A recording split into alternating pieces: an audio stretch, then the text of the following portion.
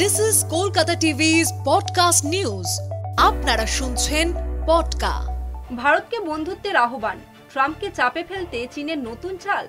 আরো বিস্তারিত জানাবো আমি তসমিনা। চীনা পণ্যের উপর ট্রাম্প প্রশাসনের নতুন শুল্ক নীতি আরোপের ফলে আরো তলানিতে ঠেকেছে দুই দেশের সম্পর্ক। শুল্ক দ্বিগুণ হওয়ার ফলে প্রভাবিত হয়েছে চীনের বাণিজ্য।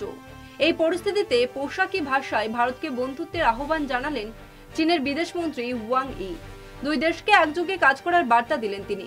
শুক্রবার বেজিংয়ে এক বার্ষিক সাংবাদিক সম্মেলনে চীনা বিদেশমন্ত্রী বলেন, আমরা যদি একে অপরের বিরুদ্ধে না গিয়ে সহযোগিতামূলক সম্পর্ক বজায় রাখি, তবে তা দুই দেশের পাশাপাশি গোটা বিশ্বের জন্যই লাভজনক হবে।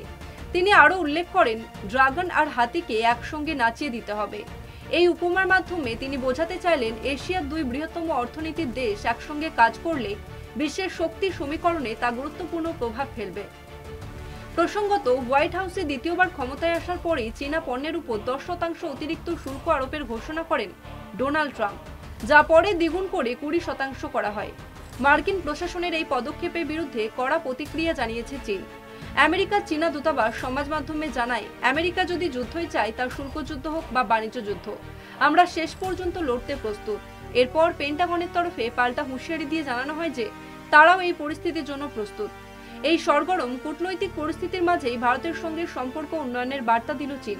বিশেষজ্ঞদের মতে, আমেরিকার সঙ্গে দ্বন্দ্বের কারণে চীন তার কৌশলগত ও বাণিজ্যিক স্বার্থে ভারতের সঙ্গে ঘনিষ্ঠতা বাড়াতে চাইছে।